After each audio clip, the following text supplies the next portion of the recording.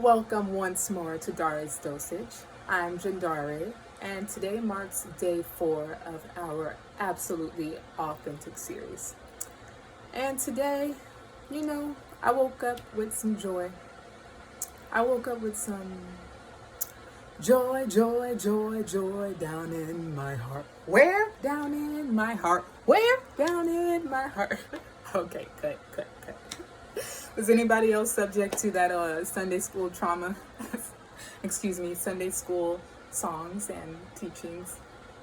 Hey, it serves its function and its purpose for its time being, even though I'm no longer in that realm and world. I have fond childhood memories, so I had to take it there for a moment because that song was that song was on me. But anyway, in seriousness and in business, I did wake up feeling quite joyful today.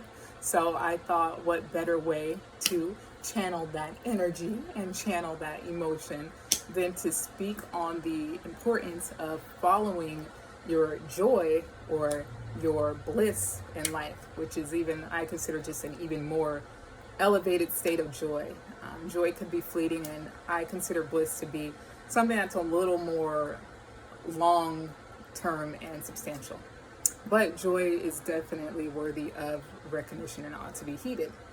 So anyway, that being said, just as a continuation of yesterday, also why this falls so perfectly in line, yesterday on day 3, we had a chat about the validity of our emotions and recognizing them as a form of intelligence within themselves. And if you recall, or if this is your first time seeing me, just jump right in. We use our emotions as signifiers, and I touched on how our body, when we feel certain emotions, our body can actually physically receive certain things. So I spoke about emotions as signals that way, but I wanted to elaborate on that a little bit in terms of emotions as signifiers, because what they have the capability to do is signal you to pay attention to something. So, for example, if something is strongly agitating you, or something has you down, something has you depressed, you want to turn your attention and ask, what is it that's causing that, but the why, because again, remember I said you never want your emotion to become stifled and stagnant within yourself. So we got to uncover some of those deeper things. So signals, what do they do? Like a traffic signal, a stopwatch, they tell you to do something, pay attention. So think of your emotion as a signal to pay attention to the circumstances. Now, whether those are lower vibrational emotions or higher upper vibrational emotions, which is specifically what I want to chat on today. So, as I said, joy, the importance of following your joy. The reason why you want to follow your joy and follow your bliss, those things that light you up, those things that fuel you up, because they are pointing you in the direction of your passion and your purpose. Because you think about it, not everything, not the same things make the same pause.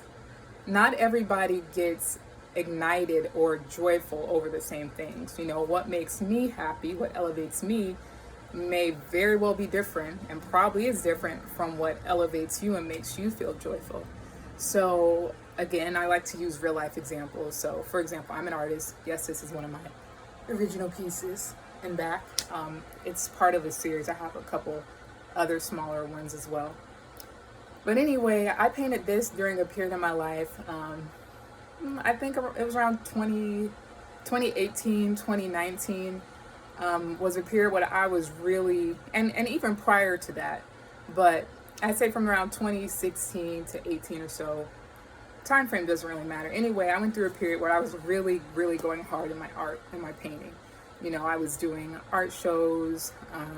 It got to a point where I was super brave and I stopped working at the corporate job that I had, which was a good space, very comfortable, but there were reasons why I couldn't remain there any longer. But what I started doing initially to earn money was follow my bliss, and I started painting like crazy, and I started doing pop-up shops all over Long Beach, California, which is my hometown. So literally I would just go and set up shop on the sidewalk, different sidewalks all over the city, and I was selling paintings and making money like that. I was just following my bliss, following my joy, and the feedback and reception I was getting from people, whether or not, and of course, not everyone that even wanted to make purchases could, because I didn't want to sell myself short. I probably did undersell some pieces, I'm not going to lie, which is a mistake I wouldn't make in the future. Side note, do not undervalue your work. Do not undervalue your gifts, whether it's something physical, tangible you're putting out, or it's some kind of service you're putting out. You want to make sure that you're really esteeming yourself and making sure that you're allowing yourself to receive proper energy exchange for what you're putting out. So that's just a side note. But it was doing me well, and it felt good to, just like I said, follow my bliss. And it was amazing to see what it was able to bring me, which was some income at the time. So that's just one example. But another example that I want to touch on for me and myself, my life personally, is my love for writing and how that brings me joy. As long as I can remember, I love to write. One of my childhood ambitions was to become an author, which, pat on the back to me, 2 published works as a 30-year-old woman, and I know that's only going to become greater in number over these years go by, and as I accumulate more and more and more wisdom to disperse. So I've always loved writing. And writing is a reason why I'm even here talking to you, and how Dháre's Dosage even began. Dháre's Dosage is a blog site, boost beauty, boost health, boost mentality, and boost self, that I started 3 years ago simply because I had a love of writing. But on top of that, I just felt like I had so much to share. I have I'll say so many areas of interest, and I know sometimes that those of us that are very eclectic can have a hard time pinpointing, down one thing that we want to do or put out or pour our full heart and energy into. So when the vision came to me very clearly for Dháre's Dosage, I thought, wait, I have a way that I can take my love for health and nutrition and wellness and beauty on the inside and out, and building of self and esteem and the mentality. I can very well put that into one beautiful package. And so that's how Dháre's Dosage even got started, with me following that love and joy, my bliss of writing, and then all those areas of interest that I had, because they literally ignited me. It was a point where when I first got it, I was dropping dosages every single week. It was work, but it didn't feel like work because I loved doing it. It was bringing me joy, and I slowed down a bit during pregnancy, and then as my daughter was, a baby and growing naturally, and I'll be picking the writing aspects back up fairly soon. I'm confident in that. But the fact that I was able to follow that and pour out all the works that I did and reach women across the globe, it feels good when I get those messages from people that I don't know, or feedback and comments, and it is inspiring to keep going. You're not always going to get that validation on your track, so know that you're not always going to receive that, but as long as you're following your joy and your bliss, know that you are moving in the right direction.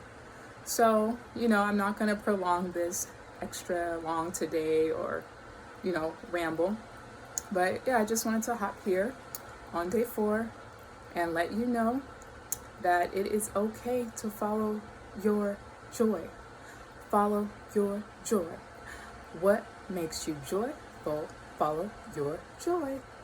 I don't know where that little tune came from, but here we are. All right, so that will conclude day 4 of our Absolutely Authentic series here at Dháre's Dosage. I hope you have a wonderful rest of your day or night or morning, or whatever time frame you are viewing this in, and I will see you back here tomorrow for day 5. I send you peace, I send you power, love, and wellness. Supreme wellness to you.